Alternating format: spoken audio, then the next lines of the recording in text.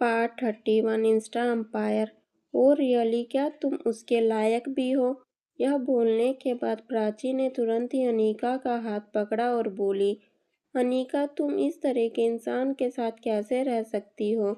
दरअसल प्राची इस समय अंदर ही अंदर बहुत हेल्पलेस फील कर रही थी।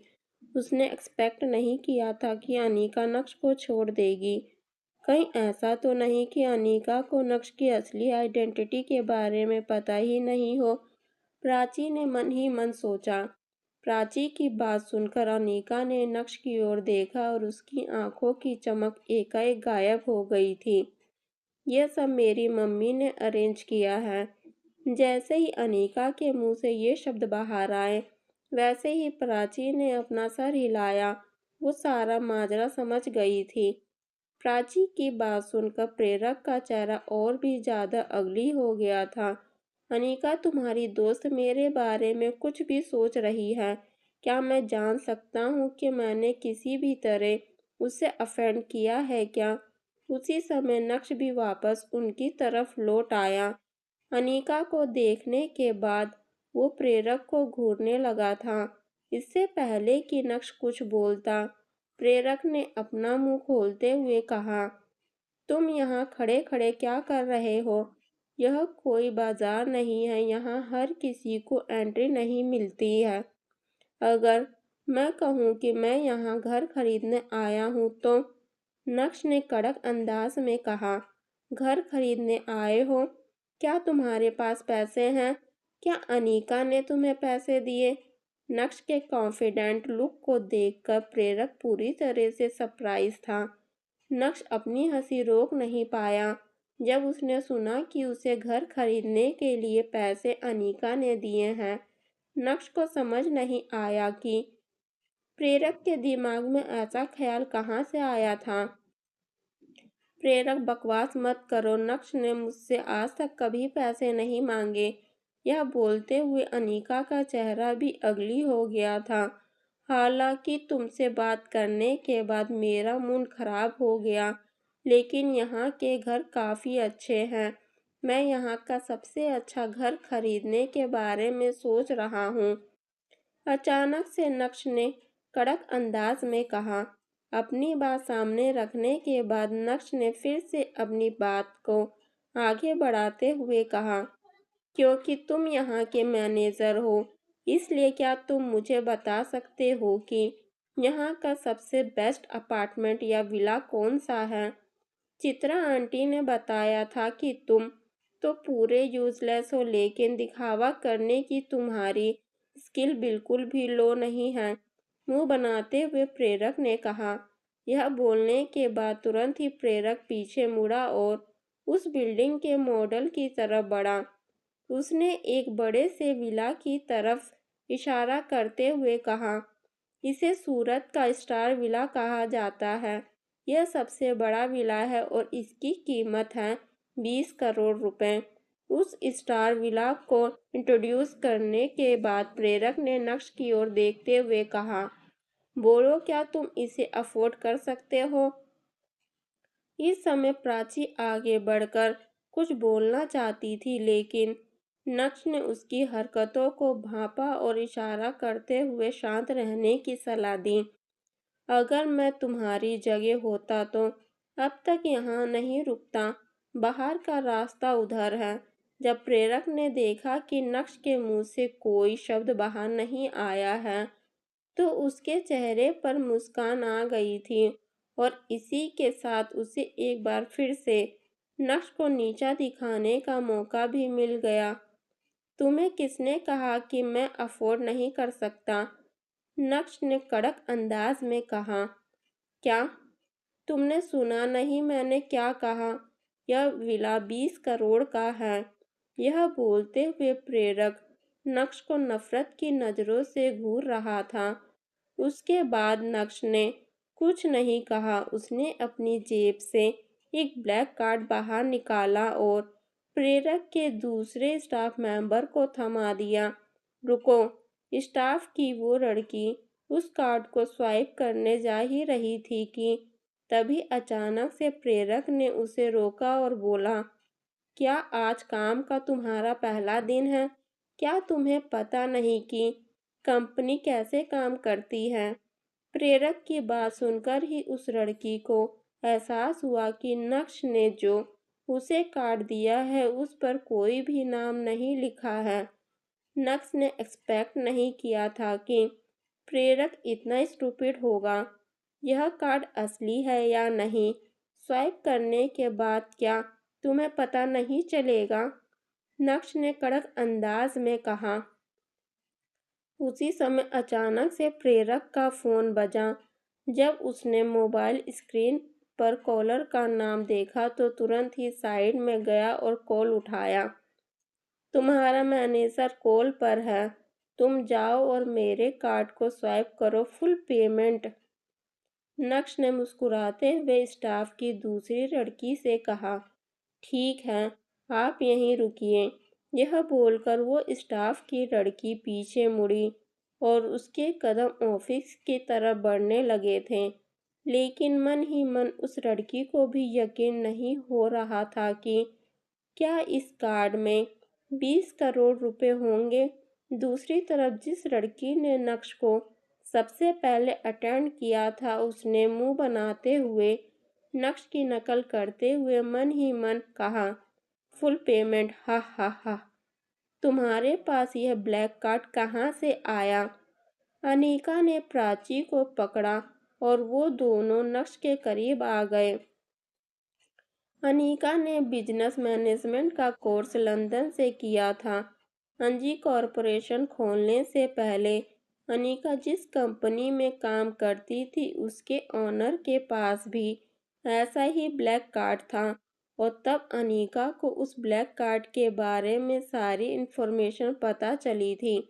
खासकर जब उसे पता चला कि इस ब्लैक कार्ड के फंक्शंस क्या हैं तो अनीका तो चौंक उठी थी। अभी जब नक्श ने अपना बैंक कार्ड निकाला तो एक ही नज़र में उसे समझ आ गया कि ये तो वही ब्लैक कार्ड है जो उसने अपने बॉस के पास देखा था और इसी के साथ उस ब्लैक कार्ड के सारी इन्फॉर्मेशन उसके दिमाग में घूमने लगी थी। स्टाफ की वो लड़की जिसने यकीन नहीं हो रहा था कि नक्श पेमेंट कर पाएगा या नहीं, वो ऑफिस से अब लौट चुकी थी। लेकिन इस बार उसके चेहरे पर नक्श को देखकर एक्साइटमेंट था। सॉरी सर, माफ़ी चाहती हूँ कि आपको इंतज़ार करवाया। पेमेंट हो गया। यह बोलते हुए नक्श ने अपना हाथ आगे बढ़ाया और उस लड़की के हाथ से अपना ब्लैक कार्ड वापस लिया। यस सर, सूरत का स्टार विला अब आपका हुआ। उस लड़की ने खुशी खुशी नक्श से कहा। वो लड़की खुश इसलिए थी कि क्योंकि नक्श के विला का पेमेंट उसने सेटल किया था और इतनी बड़ी डील के लिए उसे कमीशन मिलने वाला था और साथ ही साथ शायद अगले साल का उसका प्रमोशन होना भी तय था। क्या कहा तुमने? जिस लड़की ने नक्श को सबसे पहले अटेंड किया था वो यह सुनकर शॉक्ड रह गई थी। वही जो तुमने सुना, इन जेंटलमैन ने सूरत का स्टार विला खरीद लिया है, वो भी फुल पेमेंट के साथ। दूसरी लड़की के अचानक से भाव चढ़ गए थे क्योंकि एक ही झटके में वो लखपति बन गई थी। लेकिन वो पहली वाली लड़की, यकीन मानिए, पूरे साल या फिर पूरी जिंदगी अपनी किस्मत और अपने आप को कोसने वाली थी। 20 करोड़ रुपए का विला यानी उसका कमीशन कम से कम 8 लाख रुपए होगा ही होगा। उस लड़की की सैलरी 20,000 महीना थी। 8 लाख रुपए कमाने में उसे 3 से 4 साल लग जाते और यहाँ नक्श ने अपना ब्लैक कार्ड उसे क्या थमाया मैडम, एक झटके में 8 लाख की मालकिन बन गई। इस समय प्रेरक की बात कॉल पर पूरी हो गई थी और जब वो वापस आया तो उसने नक्श को वहीं पाया और एक बार फिर से उसने गुस्से से कहा, तुम अभी भी यहीं पर ही खड़े हो? अरे चाहते क्या हो भाई? 20 करोड़ रुपए तुम्हारे बस की बात नहीं है। निकलो यहाँ से। आए बड़े स्टार विला खरीदेंगे। नक्श ने कुछ नहीं कहा, वो तो बस मुस्कुराते हुए प्रेरक को देख रहा था। यह देखकर प्रेरक को कुछ अजीब लगा। अंदर ही अंदर उसका गुस्सा भी उबाल मार रहा था और उसे बोलने पर मजबूर कर रहा था। क्या? ऐसे क्या देख रहा है? स्टार विला खरीदेगा? ठीक है, अगर तूने स्टार विला खरीदा तो मैं यहाँ सभी के सामने तेरे पैरों में गिर जाऊंगा। प्रेरक के स्टाफ मेंबर ने बहुत कोशिश की कि वह ऐसा कदम ना उठाएं, लेकिन तब तक तो बहुत देर हो गई थी। सभी लोगों ने सुना ना इन भाई साहब ने क्या कहा। नक्श ने मुस्कुराते हुए सभी की ओर देखा। हाँ हाँ, सभी ने सुना। अब तू वो कर जो मैं देखना चाहता हूँ। स्टार विला खरीद के दिखा। छाती चौड़ी करते हुए प्रेरक ने कहा। प्राची अपनी हंसी कंट्रोल नहीं कर पाई और उसके मुंह से हंसी का गुब्बारा छूट गया था, क्योंकि नक्श और प्रेरक के बीच में काफी आर्ग्यूमेंट चल रहा था। इसलिए सभी लोग तमाशा देखने पहुंच गए थे। मैनेजर सर, ये क्या दिखाएंगे? देखना तो आपको है। इन जेंटलमैन ने ऑलरेडी स्टार विला खरीद लिया है। स्टाफ की उस दूसरी लड़की ने धीमी आवाज में कहा। क्या कहा तुमने? प्रेरक को ये बात कुछ हजम नहीं हुई। तुरंत ही उसने पीछे मुड़कर उस लड़की को देखा। मैंने कुछ भी गलत नहीं कहा मैनेजर सर। जब आप कॉल पर थे तब इन जेंटलमैन ने स्टार विला का पूरा पेमेंट कर दिया। अब वो स्टार विला इन्हीं का है। एम्बेरस एक्सप्रेशन के साथ उस दूसरी लड़की ने प्रेरक की ओर देखते हुए कहा। बस फिर क्या था? प्रेरक के चेहरे पर 12 बज गए थे। अरे, मुझे अच्छे से याद है कि तुमने अभी क्या कहा था। पैरों में गिरने का समय आ गया है। नीचे नहीं जाओगे तो ऊपर कैसे उठोगे? यह बोलते हुए नक्श के चेहरे पर एक शातिर मुस्कान आ गई थी। सपना देख सपना, तुझ जैसे यूजलेस इंसान के सामने मैं नीचे झुकूंगा? पागल हो गया है क्या? अब बात प्रोफेशनलिज्म से हटकर पर्सनलिज्म पर आ गई थी। इसलिए अपनी रेपुटेशन बचाने के लिए प्रेरक ने शर्त मानने से साफ इनकार कर दिया था। जैसे ही प्रेरक के मुंह से यह शब्द बाहर आए, वैसे ही वहां मौजूद सभी डिस्कशन करने लगे थे। तो इसका मतलब तुम अपनी बात से मुकर रहे हो? तुम्हारा तो कोई वजूद ही नहीं है मेरे दोस्त। नक्श ने आग में घी डालने का काम किया। हाँ, नहीं है मेरा कोई वजूद। अब बता क्या करेगा? यूजलेस इंसान, क्या तू मुझे मारेगा? यह बोलते हुए प्रेरक के चेहरे के एक्सप्रेशंस पूरे बदल गए थे। वो गली का एक गुंडा नजर आ रहा था। इसी के साथ उसने आगे कहा, और सुन मुन्ना, मुझसे भिड़ने की गलती मत करना। तू जानता नहीं है कि मैं भानुशाली ग्रुप का मेंबर हूँ। ओह, क्या तुम वाकई में इतने ग्रेट हो? अपने चेहरे के एक्सप्रेशंस को बरकरार रखते हुए नक्श ने कहा।